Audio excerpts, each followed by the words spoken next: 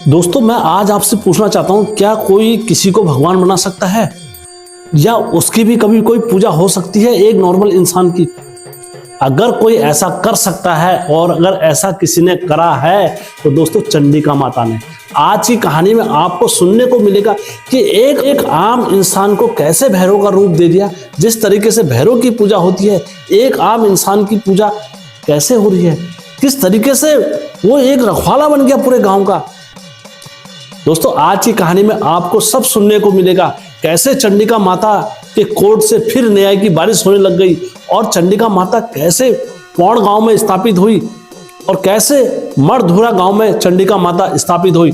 नमस्कार दोस्तों, मैं हेमचू पहाड़ी आज आप लोगों के बीच में फिर एक कहानी नहीं लेकर आया हूं। तो यदि आप पहली बार मेरे चैनल पर आए हो या गलती से मेरे चैनल पर आए हो तो मैं आप सबसे रिक्वेस्ट करूंगा, विनती करूंगा कि कहानी पूरी सुने। और कहानी पूरी सुनने के बाद अगर उसके बाद आपको लगेगा कि यार वाकई में यार हेमचू पहाड़ी चैनल जो है एक अच्छा है और दिल को छूने वाला है और हेमचू पहाड़ी की कहानी एकदम सत्य घटना पर आधारित है, तो दोस्तों फिर मैं आपसे ईमानदारी के साथ चैनल को लाइक भी करना, सब्सक्राइब भी करना। और जो देवतू के चहेते होते हैं वो हमेशा किसी के साथ विश्वासघात नहीं करते हैं। तो दोस्तों पूरी कहानी को सुनना। तो दोस्तों हमेशा की तरह कहानी में आगे बढ़ने से पहले चैनल का इंट्रो।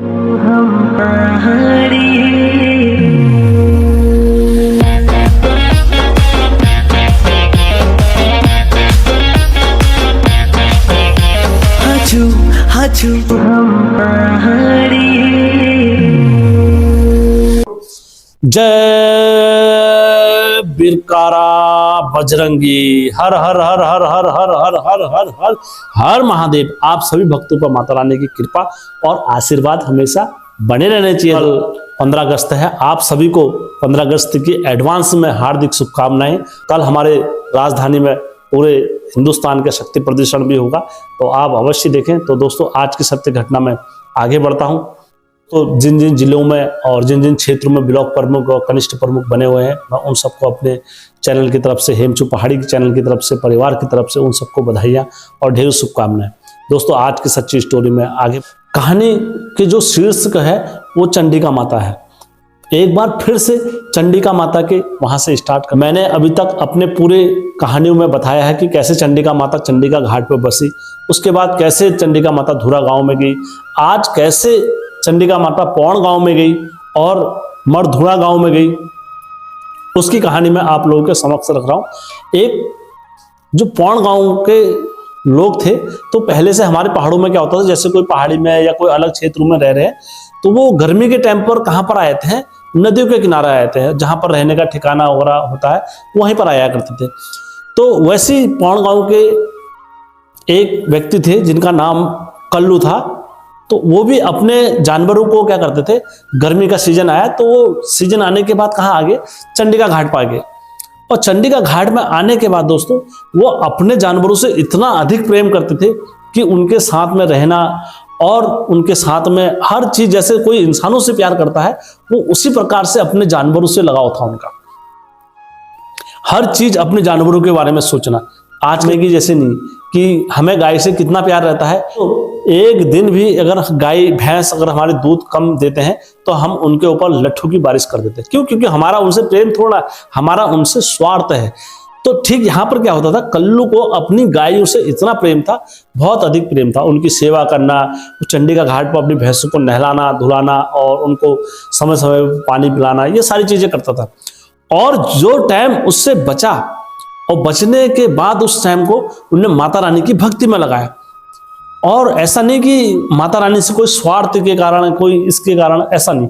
माता रानी की भक्ति करी तो दिल से करी, माता रानी को चाहा तो दिल से चाहा, माता रानी को चाहा तो दिखावे से नहीं चाहा, हर हमेशा श्रद्धा भाव से चाहा। तो उसी प्रकार से कल्लू की क्या हो गई, माता रानी के प्रति आस्था बढ़ी। और इतनी आस्था और इतनी माता रानी से अटूट आस्था बढ़ी धीरे धीरे कि जैसे बोलते ना एक शरीर दो प्राण हो जाते हैं, उसी प्रकार से इनका भी माता रानी के साथ ऐसा हो जाता है कि अब ये जब बोलते हैं जैसे बरसात होने का सीजन आता है तो ये अपनी भैंसों को वापस लेके चले जाते हैं पहाड़ों में। जब इनका वहां से जाने का वो आया तो इनका माता के प्रति वो भाव और वो प्रेम जो बरसता है ना, तो वो जब हम किसी से बिछड़ते हैं या किसी के वहां से जाते हैं तो हमारा दिल ऑटोमेटिकली भावुक हो जाता है कि यार मैं माता के वहां से जा रहा हूँ, अब मैं आए दिन माता को भोग लगाता हूँ, माता को ये करता हूँ, तो अब कैसे हो पाएगा? जब दोस्तों एक इंसान का दिल हो सकता है तो माँ है, वो तो करुणामयी है, वो तो करुणा अवतारी है। तो माँ का दिल तो इस तरह होता है, अपने बच्चों के लिए भावुक होता है। तो उसी प्रकार से माता ने क्या कहा, इनसे इनके स्वप्न में आ गई माता रानी रात को। इनने कहा कल्लू मैं भी तेरे साथ जाना चाहती हूं और तू मुझे अपने साथ अपने पौड़ गांव में ले जा, पर शर्त मेरी एक ही है कि जहां मेरे को रखेगा तो मैं वहां पर ही विश्राम करूंगी। और मुझे अब उनने सपनों में पूछा माता रानी मैं किस भाव में ले जा? उन्होंने कहा तू मंदिर के वहां से कोई सी भी एक शिला ले जा और इस शिला को तू अपने पास ले जाना। तो उन्होंने कहा ठीक है। तो अगले दिन जब इनका जाने का आया, पौड़ गांव को जाने का जब बना, तो इनने सारे डंगरों को अपना खड़ा और करने के बाद वो जो शिला पकड़ी, शिला को पकड़ने के बाद अपने सारे डंगर रास्ता लगा दिए। और पहले के जमाने के डंगर ऐसा हुआ करता था, जहां को मालिक चला वो पीछे पीछे चला करते थे। ये नहीं कि मालिक मार पीट के ले जा रहा है, ऐसे नहीं। मालिक अगर रास्ता लगा तो डंगर भी सब चले जाते थे। धीरे धीरे अपने गाय डंगरों के साथ ये चलना स्टार्ट किया। जब ये चंडिका माता के वहां से चले, तो दोस्तों एक चीज हमेशा याद रखना, जब कोई एक कांवरिया एक मात्र 500 mm का जल लेके भी अगर हरिद्वार से चलता है कहीं के लिए, तो दोस्तों वो अपने लक्ष्य पहुंचने तक उसको वो जल ऐसा लग जाता है कई कुंटल उसके उसमें रख दिया होगा। तो यहां तो स्वयं माता उनके साथ जा रही थी साक्षात, तो उनको कितना दर्द हुआ होगा और कितना उनको तकलीफ हुई होगी। अब चलते अब दोस्तों हमारे पहाड़ी आदमियों का क्या हुआ, पहले से मन दो चीज पर प्राण हमेशा रहता था हमारे पहाड़ी आदमियों का। कौन कौन सी चीजें हैं? एक तो पहाड़ी आदमी को चाय जरूरी चाहिए, और चाय के साथ साथ अगर कोई आदमी है तो उसको बीड़ी चाहिए। तो उसी प्रकार से कल्लू का मन क्या करा, यार अब थोड़ा सस्ता लेते हैं और सस्ता के एक बीड़ी पी लेता हूं और उसके बाद फिर चलते हैं यहां से। जैसे ये मरधुरा गांव में पहुंचे और इनने वहां पर एक अच्छी सी जगह देखी, वहां पर बैठने के बाद इनने अपना बीड़ी वगैरह जो भी पिया, और उसके बाद ये वहां से जब उठे तो माता रानी वहां पर बैठ गई थी मड़गांव में। तो माता रानी इनके साथ वहां पर विश्राम करने वहां पर माता रानी बैठ गई। तो माता रानी का फिर मड़गांव में भी एक मंदिर बना, तो वहां पर भी मड़ की चंडिका माता प्रसिद्ध है न्याय करने के लिए और ईमानदार। बोलो चंडिका माता की जय। तो उसके बाद दोस्तों धीरे धीरे ये आगे चले और चलते कहां पहुंच गए, अपने पौड़ गांव में पहुंच गए। और पौड़ गांव में जब पहुंचे, पौड़ गांव में पहुंचने के बाद फिर कल्लू के साथ जब माता वहां पर पहुंची तो उन्होंने बहुत अच्छे तरीके से माता रानी की सेवा करी। तो फिर जैसे किसी में प्राण प्रतिष्ठा कर देते तो उसका ख्याल रखना पड़ता है, खाना पीना, तो उसी प्रकार से कल्लू भी माता का ध्यान रखने लग गया था, माता रानी का ध्यान रखने लग गया था। माता रानी को खाना पीना खिलाना, हर चीज से वो माता रानी से बहुत स्नेह करने लग गया था। देखते देखते माता रानी भी इनके व्यवहार से और जो इनने माता रानी का ख्याल रखा, इससे माता रानी काफी प्रसन्न हुई। अब जब दोस्तों ये माता रानी इनके व्यवहार से हर चीज से प्रसन्न हो गई, तो वहां उसके बाद क्या हुआ, माता रानी इनके व्यवहार से प्रसन्न हो गई काफी। तो माता रानी ने इनको स्वप्न में दर्शन दिए और इनसे बोला, बेटा मैं तुम्हारी भक्ति और भावना और तुम्हारे प्रति जो ईश्वर के प्रति लगाव है, मैं इससे काफी प्रसन्न हूं, और मैं तुझे इस प्रसन्नता के होते हुए मैं तुझे वरदान देती हूं कि आज के बाद इस पौड़ गांव में जो भी होंगे वो तेरे वंशज ही होंगे। तेरे से जो कुल होगा तेरा कुल चलेगा इस गांव में, और तेरे इस गांव में ना अन्न की कमी, ना धन की कमी, ना पानी की कमी, ना किसी चीज की कोई ऐसी कमी रहेगी पौड़ गांव में। माता रानी ने इतना बोला। इतना बोलने के बाद माता रानी ने इनको आशीर्वाद दिया और कहा, तेरे वंशज की मैं हर हमेशा रक्षा करूंगी, ये मेरा वचन है। माता रानी चल गए। उसके बाद इनकी जब आंख खुली और धीरे धीरे समय बीतता रहा, तो दोस्तों फिर इनके वंशज भी बढ़ते रहे, धीरे धीरे इनके वंशज भी बढ़ते रहे, और हर वंशज में दोस्तों समय के बाद परिवर्तन आता ही आता है। तो इनका भी काफी पौड़ गांव एक का नहीं रहा, वो पूरे गांव वाले इनके बिरादरी वगैरह सब आपस में बटे रहे। देखते दोस्तों इनका पूरा गांव बहुत बड़ा हो गया। दोस्तों कुछ समय के बाद क्या हुआ, इनके पौड़ गांव में दोस्तों कैसे हिरण्यकश्यप के वहां भक्त प्रहलाद पैदा हो सकते हैं, और उसी प्रकार से किसी देवता के घर में भी कोई असुरी व्यक्ति भी पैदा हो सकता है, या उसके विचारधारा भी गलत हो सकते हैं, कुछ भी हो सकता है दोस्तों। उसी प्रकार से इनके पौड़ गांव में एक वंशज इनके परिवार में फिर ऐसा पैदा हुए कि वो बहुत जिद्दी टाइप के, हर चीज में जिद्दी करना, कोई उन्हें बोल रहा है तो वो चीज को नहीं समझना। इसी प्रकार से इनके वंशज में एक व्यक्ति फिर पैदा हुए। दोस्तों जब इनके वंशज में वो पैदा हुए, पैदा होने के बाद वो धीरे धीरे धीरे धीरे हर चीज में हस्तक्षेप हर चीजों में करने लगे। तो एक दिन क्या हुआ, वो घूमते फिरते वो भी अपने चंडिका घाट में पहुंचे और चंडी माता के वहां पर पहुंचे। तो दोस्तों वहां पर एक पेड़ हुआ करता था माता रानी का, और उस पेड़ की एक खासियत थी, केले के पेड़ की, जितने भी तुम्हें खाने हैं तो वहीं पर खाओगे आप, चाहे कितना भी खाना है, आपको पेट भर खाना है या एक केला खाना है या प्रसाद के तौर पर खाना है, तो आपको केवल वहीं पर खाना पड़ेगा, आपको अपने घर के लिए नहीं ले आना पड़ेगा। और दोस्तों हम और आप क्या है, हम इंसानी प्रवृत्ति के हैं, हमको कहीं पर कोई चीज मिलेगी हम तो खाएंगे खाएंगे। हम अपने बच्चों के लिए भी सोचेंगे कि यार मैं इसे अपने बच्चों के लिए ले आता हूँ, ये मेरे बच्चे भी खाएंगे, मेरे बच्चे इसको करेंगे, मेरे बच्चे इसको पहनेंगे, कपड़े से लेकर किसी भी चीज के बारे में हम इंसानी प्रवृत्ति के लोग हैं, हम अपने बच्चों के बारे में अवश्य सोचते हैं। तो उसी प्रकार से जो इनके कुल में हुआ, बल्दिया पौड़ नाम का जो इनके कुल में पैदा हुआ, तो वहां पर माता के वहां पर जब ये गए तो इनने वहां पर केले खाए। केले खाने के बाद ये क्या बोले, इनने कहा मैं इसे अपने घर को भी ले आता हूं। तो दोस्तों वहां पर पहले से वो देवयुग था, वो सत्युग था, कोई बोलता है इनको स्वप्न आया, कोई बोलता है इनको आकाशवाणी हुई। तो दोस्तों जब इनको वहीं पर क्या हुआ, आकाशवाणी हुई। आकाशवाणी होने के बाद इनसे बोला कि बेटा तू जितना खाना है यहीं पर खा ले, इसे घर मत ले जाना, और घर ले जाएगा तो तेरा नुकसान हो जाएगा। तो उन्होंने कहा सुने का अनसुना कर दिया माताओं की बातों।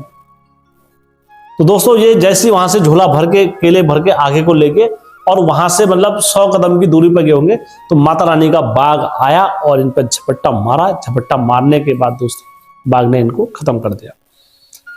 अब दोस्तों हमारे उसमें एक चीज और होती है कि भूतों को भी न्याय मिलने की परंपरा। तो ये अक्सर चंडिका माता के दरबार में जाके बोलने लगे, तो तू कैसी माता है, तू कौन सी माता है, क्या माताएं ऐसी होती हैं अपने बच्चों को खा जाती हैं? और मैंने तो आज तक ऐसी माता नहीं देखी है कि अपने वंशजों को वचन दिया है कि मैं तेरे कुल की रक्षा करूंगी, और क्या इसी प्रकार से माता अपने कुल की रक्षा करती है? मेरे समझ में माता तेरा न्याय नहीं आया। दोस्तों हर हमेशा हम इंसान हैं, मैं आप और या कोई भी कथा सुन रहे हो, हम एक नॉर्मल इंसान है, लेकिन भगवान अपने वचनों को हर हमेशा याद रखते हैं। नरसिंह भगवान ने भक्त प्रहलाद को वचन दिया हो कि मैं तेरे कुल में से किसी को नहीं मारूंगा। जब बाणासुर भगवान श्री कृष्ण प्रतिबिंब के बीच में जब गए थे, युद्ध हुआ था, तो भगवान श्री कृष्ण को याद दिलाया था किसने, महादेव ने और नारद मुनि ने, कि भगवान आपने इनके कुल में वचन दिया है कि मैं इसके वंशज में से किसी को नहीं मारूंगा, तो आज आप बाणासुर का कैसे वध कर सकते हो? तो उसी प्रकार से माता को भी इनने क्या कर दिया, पूरा घेर दिया। माता तुम अपने वचनों पर अटिक नहीं रही, तुमने हमारे वंश की रक्षा नहीं करी। माता रानी जी कैसी माता हो, ये हमारा सवाल तुमसे है। अगर तुम मां हो तो कैसी माता हो कि तुमने अपने भक्त के, जो मेरे कुल में से तुमने वचन दिया था, आज वो वचन तुम्हारा खंडित हुआ है। माता रानी ऐसे वचनों और ऐसे वचन और ऐसी बोली माता रानी की दरबार में ये आत्मा बन के प्रत्येक दिन बोली मारा करते थे। और दोस्तों जब कोई आक्रोश में मरा होता है या कोई दोष में मरा होता है, तो उसके आत्मा को कहां शांति मिलती है। और हमारे पहाड़ियों में तो परंपरा है भूत को भी न्याय मिलने की। तो दोस्तों माता रानी दया निधान है, करुणा निधान है, अवतारी है। और मैं हर हमेशा कहता हूं मेरी वाणी में इतना तेज नहीं है कि मैं माता की लीला का बखान कर सकूं। तो माता रानी जी स्वयं इनके लिए प्रकट हुई। प्रकट होने के बाद माता रानी ने इनको समझाया कि इनकी गलती क्या थी। इन्होंने कहा बेटा जिस तरीके से तुम्हारा वंश मेरे आशीर्वाद से हर हमेशा एक सुरक्षा दायरे में आता है, उसी प्रकार से जो ये केले का पेड़ है इनको भी मैंने वचन दिया होता है। मेरे दरबार में जो भी आता है, जो भी कोई चीज होती है, वो एक सीमित दायरे में होती है। तो ये वचनों का मोल था। जब केले ले आने की जब बारी तुमने अपने घर को जिद करी, तो उस टाइम पर मैंने तेरे को भविष्यवाणी पहली बोली कि इस केले को मत ले जा, फिर भी तूने नहीं सुना, सुने का अनसुना करा, तो फिर बेटा तू कैसे मुझे दोषी मान सकता है? मैं तुझे हर हमेशा माफ कर सकती हूँ, मैं तेरी एक माँ हूं, लेकिन मेरा सिंह मेरा बाघ, मेरा भैरव जो साथ में चलते हैं वो कभी किसी को माफ नहीं करते हैं। मेरे साथ में 1600 वीर, 7800 भैरव सब मेरे साथ में चलते हैं। और तेरा संग में जवाना सजीड़ा, तेरा संग में बाना सबीर, तेरा वीर गोदला उठी गोसा, तेरा संग में हनुमंदा वीर, तेरा संग में मही मंदा वीरा, तेरी लर साथना जुगी धोनी, तेरा गुरु को ढोला बाजी रोसा, तेरा गुरु को ढोला बाजी रसाए दाहने ली जब तू। बेटा जो कुछ भी हुआ है मैं उस सब में मिथ्या समझ के पानी डालती हूं। मैं तुझे आज से वरदान देती हूं, मेरे जहां जहां मंदिर हैं, चाहे वो पौड़ गांव में, चाहे वो चंडिका माता में, या वो चाहे धूर गांव में, जहां भी मेरे मंदिर स्थापित हैं उन स्थानों पर मेरी पूजा होगी तो तेरी पूजा भी होगी। वो पूजा तभी सफल मानी जाएगी, जब तक तेरी पूजा नहीं होगी तो पूजा कभी सफल नहीं मानी जाएगी। तो दोस्तों, जब से माता रानी के साथ साथ फिर बल्दिया नाम के वीर की भी पूजा होती है, जिस प्रकार से भैरव की पूजा होती है, कहीं भी मंदिर में जाओगे तो माता के साथ साथ, माता की चौकी के साथ साथ भैरव की चौकी भी रहती है 100 मीटर के आसपास। उसी प्रकार से बल्दिया वीर की जहां जहां चंडिका माता के दरबार है, जहां से पिथौरागढ़ में माता चंडिका के मंदिर है, वहां पर बल्दिया वीर की भी पूजा का एक नियम और रिवाज है दोस्तों, जब से।